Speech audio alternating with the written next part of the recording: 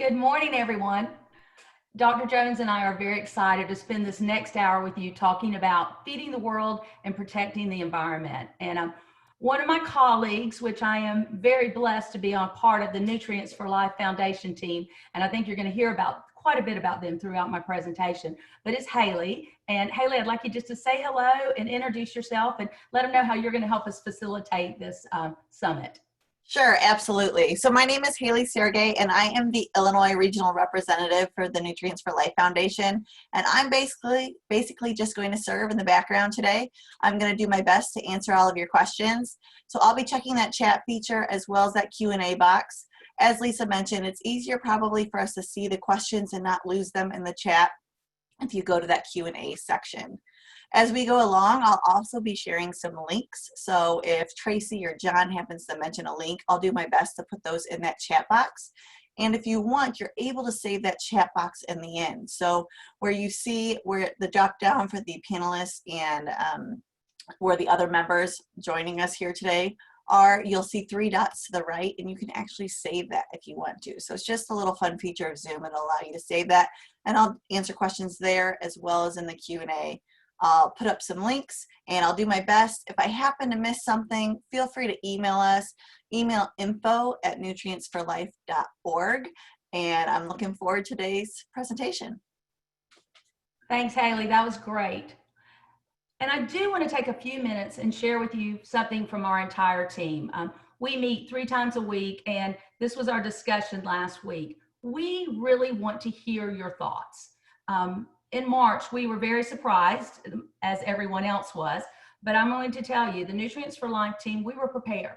All of our resources, all of our videos, all of our curriculum were already downloaded and easy to access. So now, as we're going into this new unknown environment, we need to know, how can we help you? How can we come alongside you to provide things that will make teaching in a virtual environment easier for you? But we don't want to sit around and try to figure out, oh, we know what to do, because I'm going to be honest with you, we don't.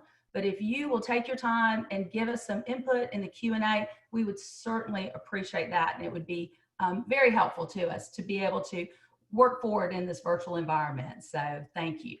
So I thought it might be fun today to invite you into my kitchen and share one of our favorite resources. And this is a Nutrients for Life recipe card.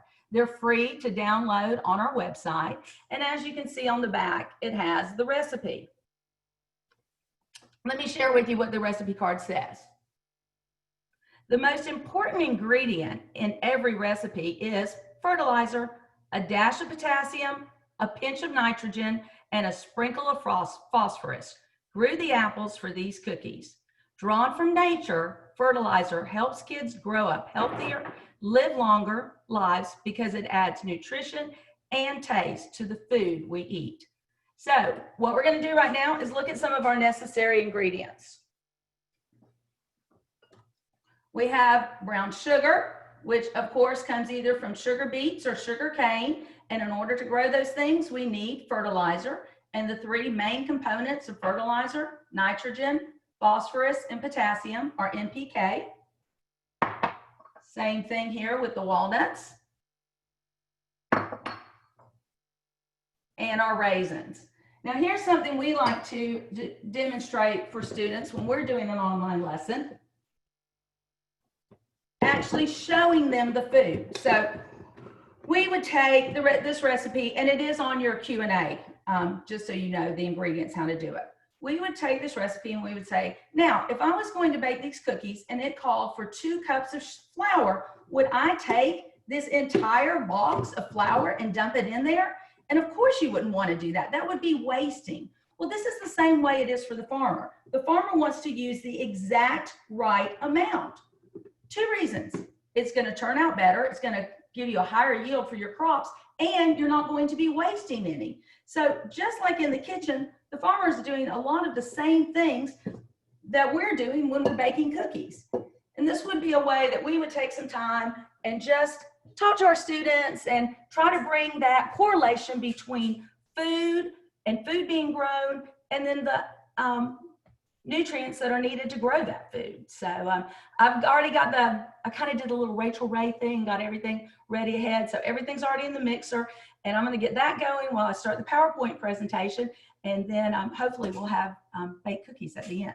So in Florida, as Lisa told you, water's a big deal to us. And we think a lot about water and we talk about water. And that's why I want to take a few minutes and talk to you about our H2Know study. It's an environmental digital case study based on Lake Erie. We use this for a lot of our environmental science high school classes, but I will be honest with you, I've taken this into the classroom on 8th grade levels, and the students have loved it. It is just a great format, and I'll take you there right now, and let's walk through it together.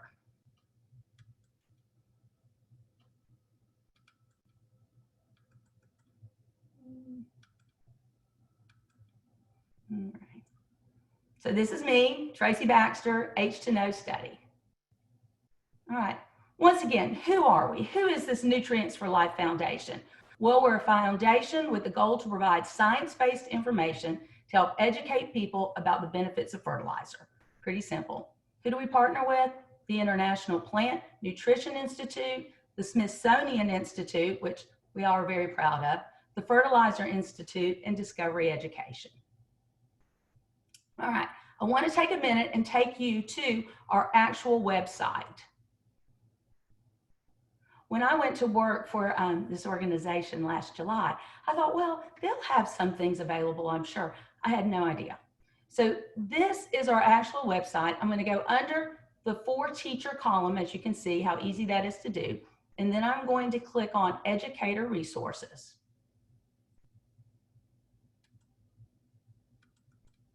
All right.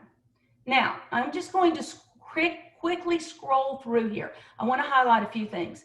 As you guys can read, so I'm not reading all this to you. Hey Tracy, you need to share your screen again and to show the website. The website's not showing. All right. Sorry, guys.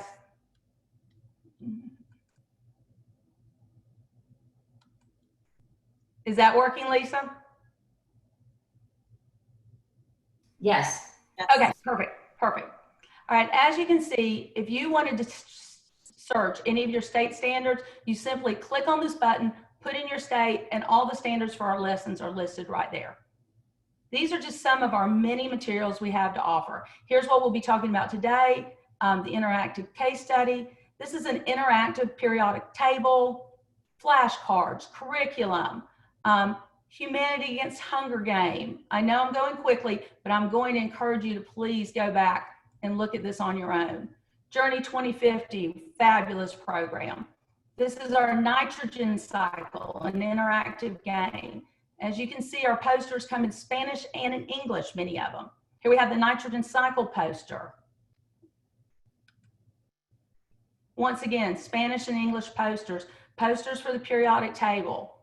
These are all of our flyers that are downloadable, ready to go. So I know that was kind of quick, but I am going to encourage you to spend some time on this website. Once again, all of our resources are free to teachers. So all you have to do is to go to this website, look through the material, download it, or if you want a poster, we'll mail it to you. And these resources are free. They're really free to everyone, but of course, you know, teachers are our heart. Don't tell anybody I said that, but it's true. All right, now I want to take you to our programs and opportunities. This July, from the 27th to the 31st, we're having a virtual professional development seminar. It is going to be called Soil, Life's Main Ingredients. You will be able to earn graduate credits or continuing education credits. So if you're interested in this, you saw where I went, just 4 teachers, programs and opportunities, and it's right there to register. So just wanted to give you a minute. Oh, okay. Lost my screen for a minute, guys. Hold on, and we'll come back and get it. Lisa keeps popping in and putting in National Ag in the classroom. I'm just teasing. All right.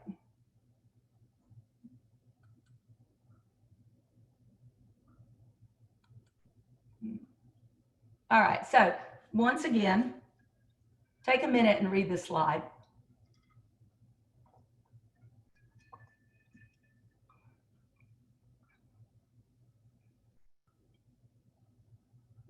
NPK are very important to us at Nutrients for Life, and we love to teach about it. We love to teach about how they're mined, and just to give students some really good background on these different elements.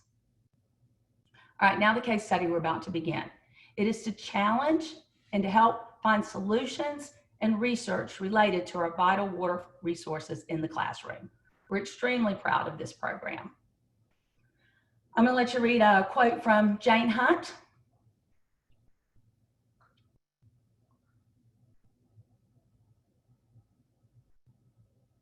All right, now I want to talk to you a minute about the student engagement with this.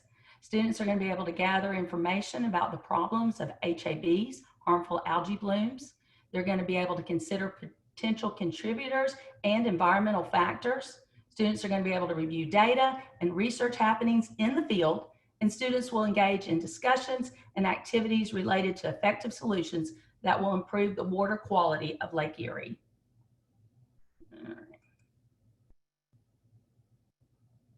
Now, Lisa, will you let me know if this screen shared properly? Sure. Are we good? Do you see it, guys? Not yet. Has it come up on your screen? You need to reshare. Okay, hold on just a minute, everybody. Sometimes these video links, it works beautifully. When we practiced it, it was great, but you know, that's not how it always goes. But we can fix this easy.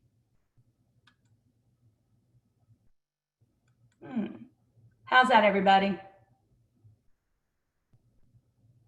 It's good, Tracy. Okay, perfect. Glad to hear it. All right, as you can see, this is the table of content for the H2Know page. And I'm gonna start out on, this is section 1. The issue is harmful algal blooms. Lake Erie is an important resource for recreation, trade, wildlife, and drinking water. However, it has had a history of being negatively affected by harmful algae blooms.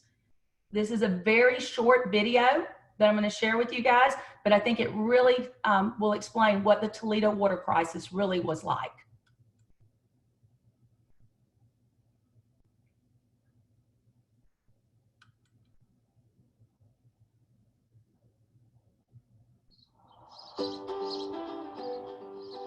We're Denise and Fritz Gehring. We're residents in Toledo. We've lived here for about 35 years. The luxury of living in the Midwest is our abundant water supply. The Great Lakes, they're stupendous natural resources. Everything that you need to live is right here. But when you look at a Landsat photo, Lake Erie looks pretty green. That's caused by the blue-green algae bloom, and that got into our water supply in 2014, and it shut down the water resources for 25 municipalities that depend on Toledo water. For 3 days, 400,000 people could not drink water, and we had to have an economic shutdown.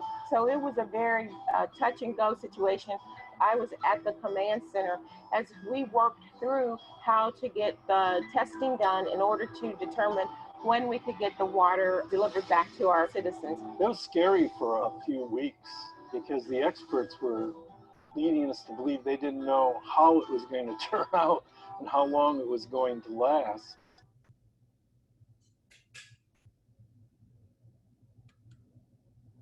All right, I hope that was a good explanation of what was happening in Toledo at that time.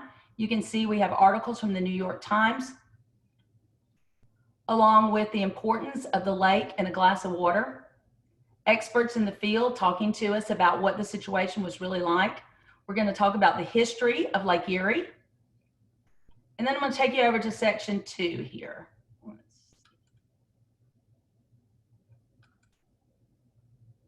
All right. This is the science of the harmful algae bloom. And I'm going to let you listen to my colleague, Deborah, as she explains this to you. Now we will take a closer look at the science of harmful algal blooms. In this section, you will hear from an expert who actively studies the cause and effect of HABs, particularly for Lake Erie, and take a look at some images of Lake Erie algal blooms. Thanks, Deborah. All right, you can see we have a podcast by Dr. Justin Chafin. I'm going to just share 1 or 2 of these images with you because I just think they're pretty amazing. Okay, so picture of the blue-green algae here. Once again, another podcast available to you about HABs. And then we're going over to section 3. Many activities in the Western Lake Erie Basin can affect water quality. In this section, you will learn more about the many dynamics, including natural and human activity, which impact a valuable natural resource, water. But first, what is a watershed? View the next presentation to learn more about watersheds, topography, and factors affecting runoff. All right, we have our watershed lesson here.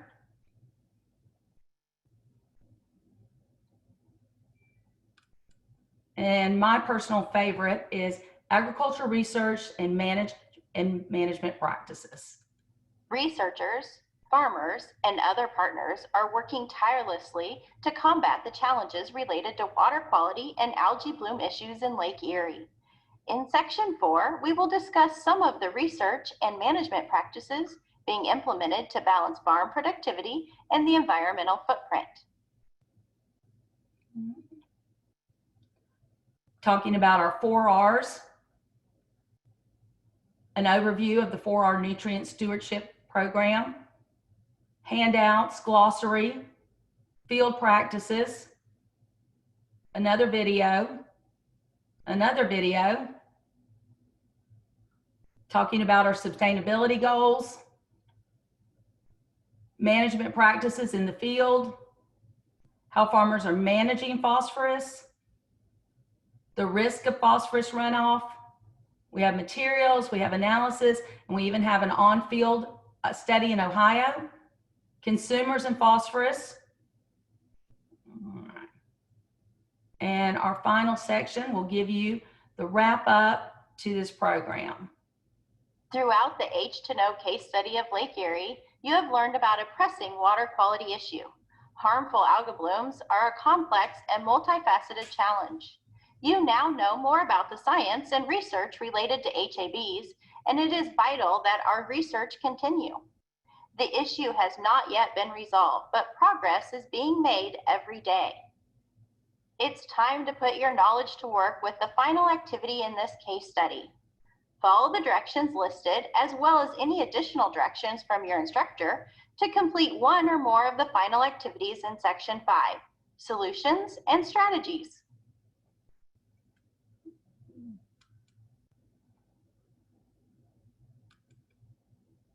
Thanks, Deborah. We really appreciate that. All right, so that just gave you an overview of our H2Know study. I hope that you will be willing to go to our website and download this and be something that you'll be able to share with your students in the future. Now I'm going to turn it over to Dr. John Jones, and he's going to take us on a journey through NUGIS and also talk about his career as a scientist and working in the agricultural field. Thank you so much, Dr. Jones. We appreciate it. Well, thanks, Tracy. I really appreciate it. Thank you, everyone, for attending, and thank you for the invitation to National Ag in the Classroom for inviting me. I really appreciate the opportunity to come talk to you. Teaching runs fairly strongly in my family. Both of my grandparents were teachers, my aunts and uncles, and I really enjoyed the instructional process when I was in grad school and in undergrad as well. Like Lisa and Tracy said, my name is John Jones. I'm a soil scientist and agronomist and the director of the Foundation for Agronomic Research. In conjunction with directing research efforts with the Fertilizer Institute as well. I grew up on a small farm near Madison, Wisconsin, and I bounced around the Midwest for my education, dealing with soil science and agronomy and environmental science, and just a little bit under a year into this specific job. And my family and I live in Jefferson City, Missouri, so I like seeing a few of you getting shout outs from Missouri as well. I'll kind of jump into my presentation here. Let me share my screen.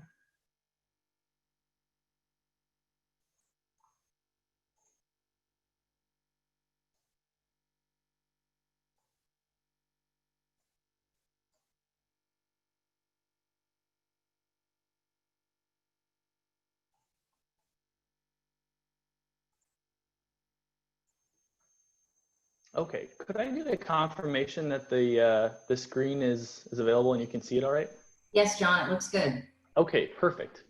So again, what I'm going to talk about today is a tool that I use very frequently for researching and understanding nutrient dynamics within North America specifically.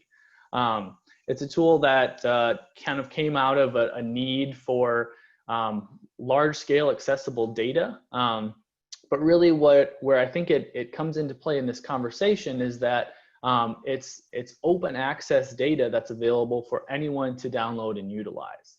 And this really makes it a great tool, not only for academic researchers, but also for anyone, students and teachers that are interested in understanding some more about nutrient balances and trends in the US, and then communicating those to the greater public as well.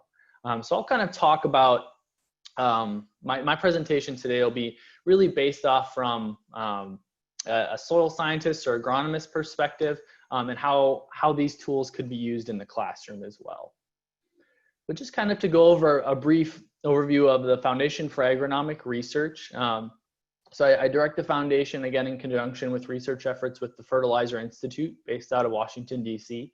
And really, my mission with the foundation is to enhance nutrient stewardship research, education, and outreach efforts in North America and around the world. I do engage in a few initiatives with the UN and some nitrogen projects, and that really allows me to bring those findings back and to utilize them in the US. Really, I work in the space between research, education. I do a little bit of policy work as well, but I try to connect public and private entities and research efforts. A quick overview of the 4R Research Fund. We talk about 4R nutrient stewardship, the right source, rate, timing, and placement of fertilizers and nutrients. And the research efforts that I direct essentially are widespread across the country. There's a Canadian effort as well. But this is just specifically in the lower 48. And you can see the fertilizer industry has contributed a fair amount of dollars towards research. And really what that's doing is optimizing agronomic efficiency of those nutrients, but then also mitigating environmental impacts as well, or environmental impairments as well. And so now I really want to jump in and talk about nutrient management in agriculture. And essentially, I'm going to go through some background slides that will be available and I think are really useful when setting the context of the tool I'm going to talk about. And then I'll hop over into the browser and talk about the tool that's available for use to anyone who's willing to just give us your email address. So nutrient management in agriculture, if you can kind of see, there's some figures on your right. This is, I'll reference these publications. It's a good friend of mine, Luis La Saleta, who's a researcher in Madrid. And essentially you can see on the figure on the top right, the yield in terms of crop production is increasing throughout the world. You know, it kind of has this trend where we're getting a little bit of an exponential rise to a maximum pattern, but you can see that Y max value at 110, that's increasing in yield and nitrogen use per unit of yield, essentially. And you can see the comparison between the red in 1961 and the blue in 2009. So essentially what that means is we're getting more yield out of a certain unit of nitrogen. And that's important when talking into the framework of what I'll talk about today. The panel B, the figure in the middle, talks about the nitrogen use efficiency, and I'll just hit on nitrogen specifically right now. I would also reference that second bullet on the left that says productivity doesn't really equal efficiency. Just because we can grow more crops doesn't always necessarily mean we're using the nutrients in an efficient manner. But that is the overall goal if we're going to reduce environmental quality impairment. And you can see that nitrogen use efficiency specifically until 2010 has kind of decreased or stayed stagnant. And that's really due to a lot of dynamics. Again, I talk about region-specific knowledge is really important, because if you're a policymaker wanting to decide what to do with nitrogen regulations, taking a worldwide approach probably isn't the best option, or even a national approach. So that's important to take into consideration as well. The figure on the bottom right talks about different sources of nitrogen. So whether it comes from synthetic fertilizers, manures, or animal waste. Fixed N is essentially nitrogen that's pulled out of the air by legume plants such as soybeans and clovers and brought into the soil and then utilized that way. And the deposition blue line on the bottom is nitrogen that essentially will accumulate and then fall out of the air and through rainwater. It's a very important issue in parts of Asia and Europe, and then metropolitan areas in the US as well. But that last bullet, I think on the left is really important, that closed nutrient cycles are actually pretty rare. And that means that our traditional textbook idea of a nutrient, energy flows and nutrient cycles, our systems are so open and global right now. We talked about watersheds earlier, that those cycles have become much larger than they used to be. Where one farm in 1940, for example, had livestock, crops, all the manure was applied to the field, the crops were used to feed the livestock, which was then sold. That's getting more rare and rare, and agriculture is getting segmented. So we need to think of these nutrient cycles on a much larger scale.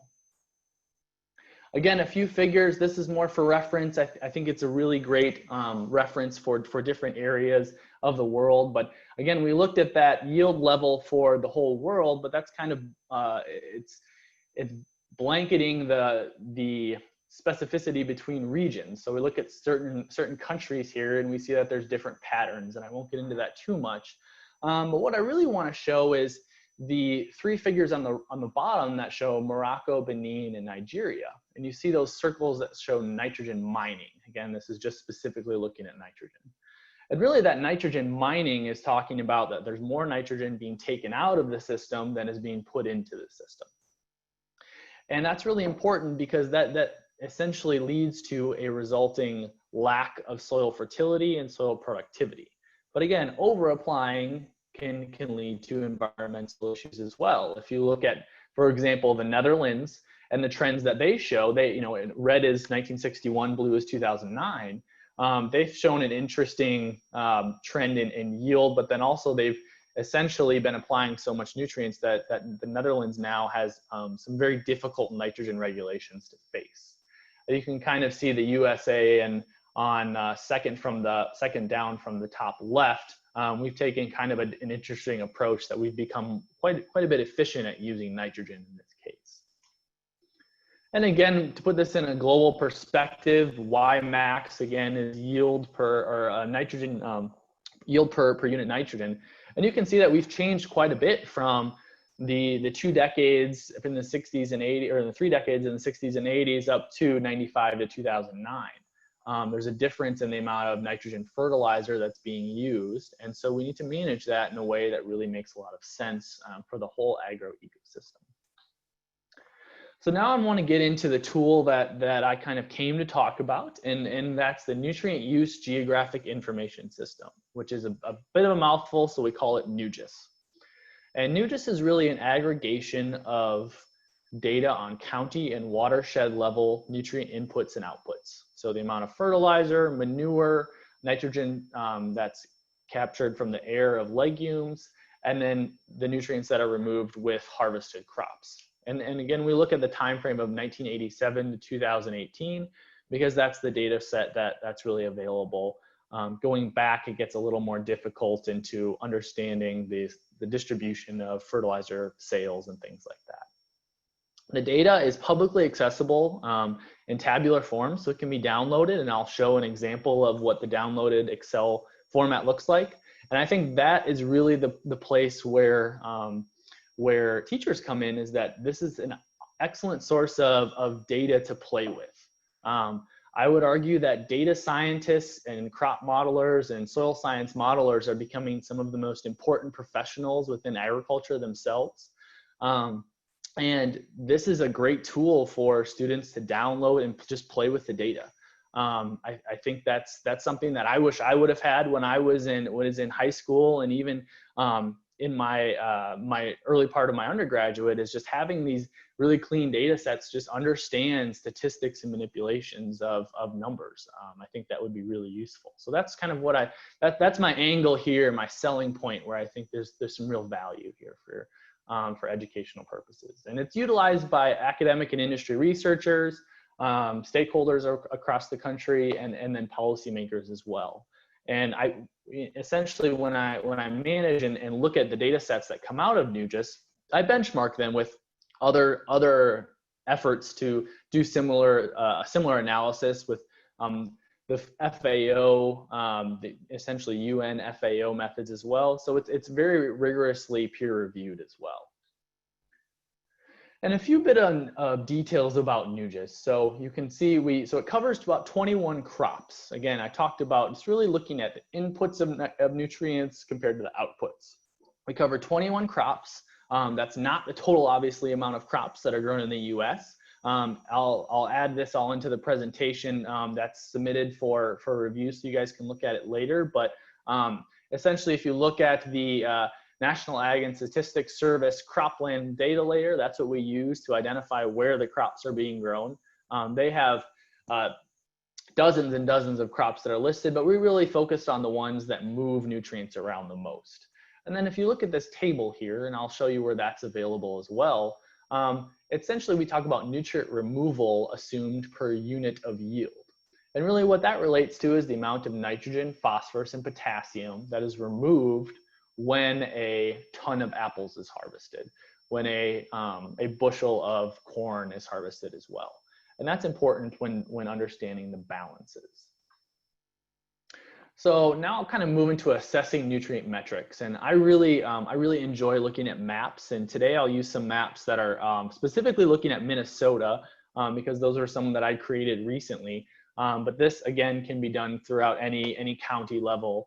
And I should mention right now that I'm updating NUGIS, that it will be at the end of this year. It will, right now it's only current to 2014, but it will be updated to 2018.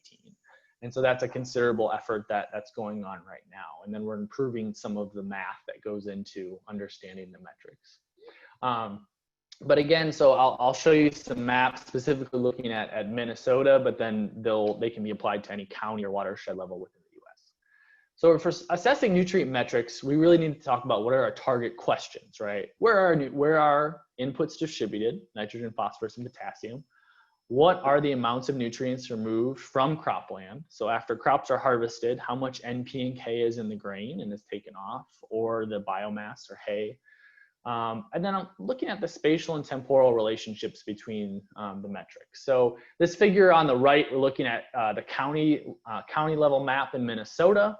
And the ratio that we're looking at is the crop removal to use this is specifically of nitrogen. And you can see that essentially if the ratio was 1, and I just broke it up into quantiles really quick, but if the ratio was 1, there wouldn't be any change in nitrogen from the system because the inputs equal the outputs. But essentially, as you move to different ratios above or below 1, that means that nitrogen is either being taken up to a greater degree than it's being supplied, or the inverse of that. That's really important to think about the functionality of what this tool does. And then really we focus on the macronutrients. Tracy talked about the macronutrients earlier, nitrogen, phosphorus, and potassium. That's what's tracked within this tool. We don't get into things like sulfur or micronutrients, although it's very important to consider those as well, because ever since the Clean Air Act in the early 1970s, there's been a reduction in sulfur deposition, which is great for air quality, but it means that we need to supply our crops with sulfur in a different way as well. So essentially, we can make maps like these. These I've made in a program called R, which is a statistics and processing program. But these are the kind of maps that will be updated into the new NUGIS, and that's why I'm showing them here. The old maps are a little more coarse compared to this version. But we focused on macronutrients, talked about those ratios of outputs to inputs, and we can look at NP and K by county through Minnesota. And what I really like about this and what we can see here, and I'm sorry, I do see some Q&As popping up, and I'll make sure to look at those when I'm transitioning to the browser portion here. And essentially what we can look at is hotspots for nutrients that were either being mined to a great degree or being deposited in the area to a great degree. So again, you can kind of see I put the formulas in there for what the ratio is. So on the left, for example, for nitrogen, the total nitrogen removed from harvested crops over the amount that's put into the system. If it's actually going to be greater than 1, that means that that we're putting more nitrogen into the system than is actually being taken out. And so you can look at those ratios, and you can target hotspots by county. There we go. And then you can do that on a national basis as well, by county as well. And then really what happens is it starts to overlaps with areas that might be hotspots for water quality issues and things like that. And what we want to do with this is use it to inform decision makers that maybe we need to take a different approach to managing nutrients. How do we do that in a way that promotes resiliency in agriculture and then mitigates environmental impairment? And so essentially what a goal is to avoid the file cabinet effect is what I call it. Scientists do a lot of work. I know a lot of professors that I interacted with so I did my grad degrees at Iowa State, and they have 30-year research projects, but it's just almost impossible sometimes to publish all of that. With this specific tool, we're really working to make sure that these data points and these insights are available to the broader community. So again, I call it the file cabinet effect because a lot of old research findings just get filed away and never see the light of day again. We're trying to avoid that by engaging with agronomists, industry professionals, stakeholders, educators, policymakers as well, anyone that could benefit from the insights that we have here. And I'm going to actually transition, I'll put this resources page back up, but I'm going to transition now to the actual tool. And could I get a confirmation? Let me change this really quick so that you can see the browser.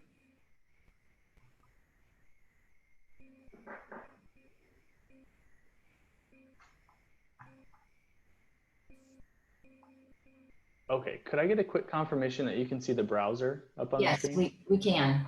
Okay, perfect. All right, so this is, and I'll have to admit right now, so NuGIS was an effort that was started by the International Plant Nutrition Institute by a group of really established and well-respected scientists that came along and realized that something like this would be valuable. IPNI has since ceased to continue operating, and the Foundation for Agronomic Research, in conjunction with the Fertilizer Institute, are kind of taking management of the tools. So now I came into my role last year, and I manage the scientific resources for the Fertilizer Institute, and then separately also with the Foundation for Agronomic Research. And I will say next month, the URL will change for this as well. I'm going to look at the Q&A really quick, just to see if there's any questions that I can hit right away. Citizen science projects, I haven't been involved in any yet, mostly at just academic research, but that's definitely something I'd love to talk about.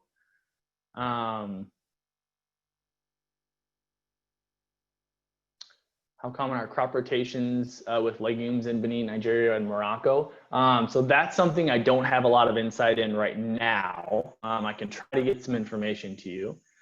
Information in plastics or microplastics in the soil, that's a little beyond my expertise. I'm mostly into nutrient, the chemistry and physics of nutrients within the soil.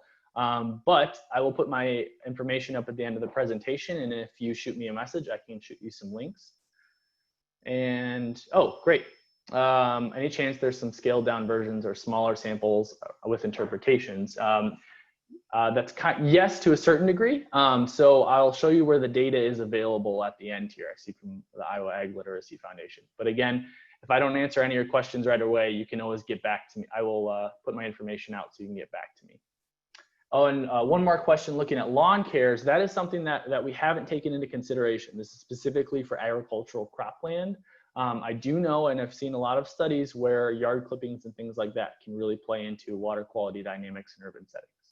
So thank you for the questions. I'm sorry if I didn't get to every one of them, but I will again be available for questions later. So John, getting back, this is Haley. I also said that they could email us at okay, perfect. our if we don't get to all of the questions. Some of these questions are geared more towards you, and I know that's hard to do while you're presenting. So we'll do our best, but if we don't get them answered, feel free to contact us after this session.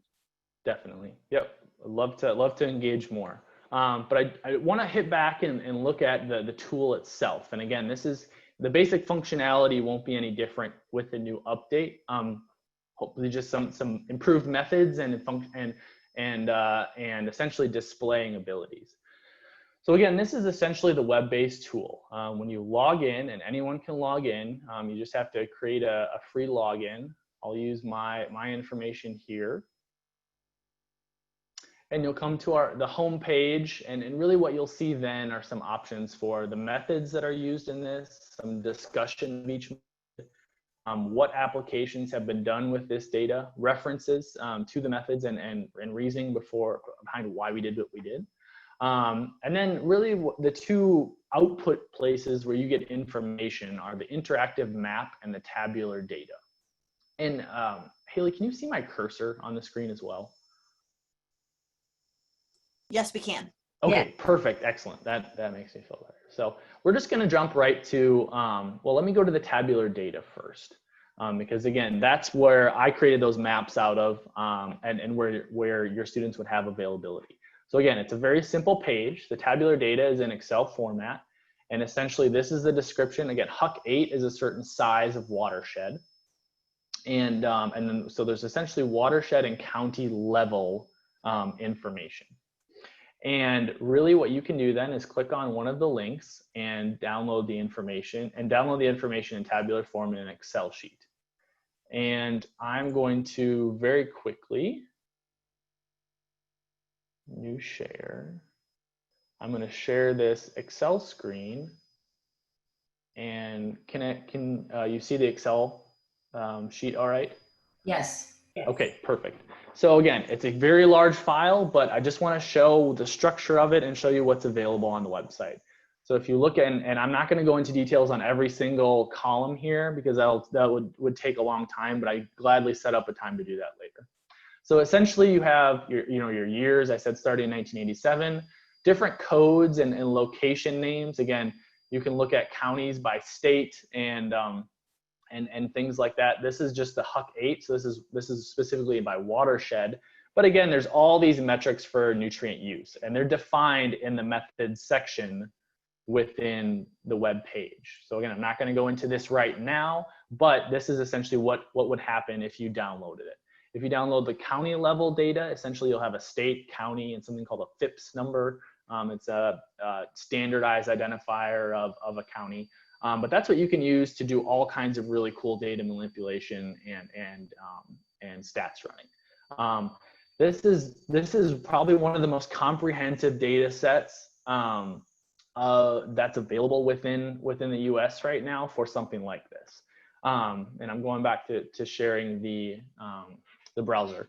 But I really think that there's a lot of ability for students who are interested in data, agriculture, programming, coding, all things that not only scientists, but industry professionals need to have in the next, I would say they need to have now, but let's say the next 5 to 10 years, those things are really important. Students going off to school, to either college, university, or internships, or simply going right out into the workforce, this is a great data set to play around with, and I'm always available for questions about it. I think one of the main kind of educational topics that I wish I had more of experience was in statistics and data handling, and I think that's going to be more important, specifically in agriculture as well. But digress and get back to the browser tool. So again, we have our tabular data there. I'm going to the interactive map because that's really kind of the next big component. And again, the maps will look like the maps in the new update will look like the maps I showed in the presentation. So they might look a little bit different, and I said this is updated only to 2014 right now. So when you get into and there will be some kind of improved functionality of the mapping feature as well. But again, you get into this homepage and you see we have years to select from. counties, watersheds, or hydrologic regions. And there's a lot of options on the table of contents over here. And essentially what we're looking at is different layers that are overlapping on the map. So you can see right now, these would be watershed maps. So I'm going to take that away and put county boundaries in instead, because maybe you can kind of visualize your county you live in specifically a little bit better. And again, just in the lower 48, I definitely know there's plenty of cattle production in Hawaii to consider, but I did argue for that, but it's a data update that would take a lot of time, maybe in the next rendition. But essentially, you know, we're kind of looking at the U.S. in terms of county level data. Again, looking at those yellow highlighted areas within the map. That's where we're specifically looking at agriculture, cropland specifically. And so what I want to do now is if I'm going, see my cursor on the left side of the screen. There's three metrics that are really focused on here in this this edition of NUGIS, and it's the pounds per cropland acre balance, removal to use ratios, which is what I showed you earlier, and then pounds per acre of inputs. So if we want to look at, let's say, pounds per acre of inputs on the county inputs, and again, we have nitrogen, phosphorus, and potassium here. We have it broken up into the main inputs that we consider: fertilizer, manure, and nitrogen fixed by legumes. Let's say we want to look at county and fixation by legumes. This would probably show where most of the soybeans are grown in the US. Also peas, dry beans, and things like that. But if we click on that, you can see that we can really identify where most of the nitrogen is added to systems through legume production. And again, this kind of mimics where soybeans would be grown in the United States and a few other legumes as well. Again, you can kind of see that coloring there. And I will add that the new edition will be, this edition did not use colors that were colorblind friendly, but the next edition will be. I think that's a really important part of data interpretation analysis that will be represented. And then we can look at something like county N removed. So this is the nitrogen removed with harvest from all those 21 crops across the US. And again, we start to look at these are the essentially the quantiles that are broken up into the legend here on the bottom left. And if we start to zoom in a little bit more, oops, I got a little trigger happy with my mouse here. We start to see those differences here. And then what I can do as well is change, look at watershed. If we want to look at this on a watershed scale and take away the county boundaries, well, we'll leave the county boundaries up so you can see them, but we'll look at watershed inputs. And again, I'm just specifically looking at, you can kind of see Iowa right here. We can look at different inputs as well. John, we have a question that you might be able to answer. Someone's asking how the nutrients used by crops are measured, if it's found in the leaf matter or done by soil sampling. That's a great, and I'm sorry, I think the tool is taking a little long to catch up right now. There we go. Oh. Okay, now we're starting to catch up a little bit. And again, this is watershed manure phosphorus that's recovered. So specifically looking at the nutrients removed with the crops, we look at anything that would be removed out of the field. And so that is simply, if you're talking about corn grain, we're talking about nitrogen content within the grain, not within the stalks and leaves. That is another metric that's used for nitrogen use efficiency. But specifically for this balance, we're looking at really things that are coming out of the crop field and coming into the crop field. That's really what the target is. So again, if it is hay, for example, and again, I can go back kind of to my presentation, there's the table of crops. You'll look at the potassium concentration, for example, of corn used for silage is really high. And that's because we considered the biomass that would be removed with corn silage, essentially used for feed for cattle. We're considering the whole plant being taken out of the field. But for grain crops, we're just considering the concentration in the grain. Soil analysis is not considered in this tool. And there's another scientific resource that is available that I won't talk about today, but I'll put up for reference, that's being updated this year that I manage. and it's called the North American Soil Test Summary. That looks at soil tests by state trends from the 90s up until, until this year, actually. Every 5 years, we do a survey of soil testing labs. And then essentially, if you start to kind of marry this data and that data, you can look at different trends. Again, that's kind of another complex way to manipulate data around. However, so soil analysis is not considered in this balance. This is essentially what's going into the plant and what's coming out. Okay, and then one more quick question. Mm-hmm. A teacher asked if they are able to log into this site. Is this open to everyone, or is this something where people have? Yes, so all you have to create an account, but it's free and open for anyone to do. So all you do is provide your email address, create an account with a password, and you'll have access to it. There's no stipulations for who can create an account. So we have 2 minutes left in the session, John, and just open it up to another question or two. Just type it in the question and answer box, but we're getting close to closing. Okay, well, perfect. I'll throw this my PowerPoint presentation back up really quick.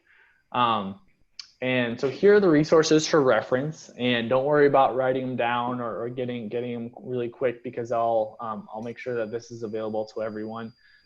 So again, the NuGIS URL will be changing from nugis.ipni.net to nugis.tfi.org next month. So that is something to take into consideration. However, if you just Google nutrient use geographic system, that you'll be able to find the URL. The soil test summary is at soiltest.tfi.org. And then for our nutrient stewardship, talking about managing nutrients, forourresearch.org is the foundation's website, and then obviously the Nutrients for Life website as well. So any questions I can answer probably in the remaining minute. Dr. Jones, thank you so much. And I have enjoyed so much reading the chats and the Q&A and the questions. I recently had the opportunity myself to sit down with Dr. Jones, and he went through this program.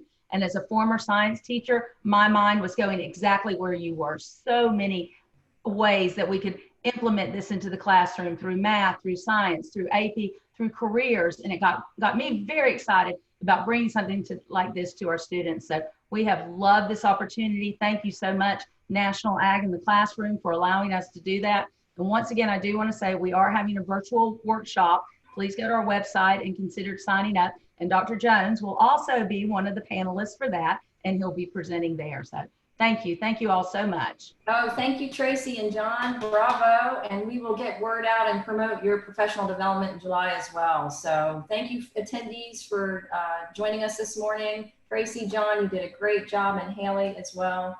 Thanks so much, everybody. Have a great day. And our next session will start at 10:30 Eastern time. So we'll see many of you there. Thanks, everybody. Thanks for tuning in. Have a good one. You too.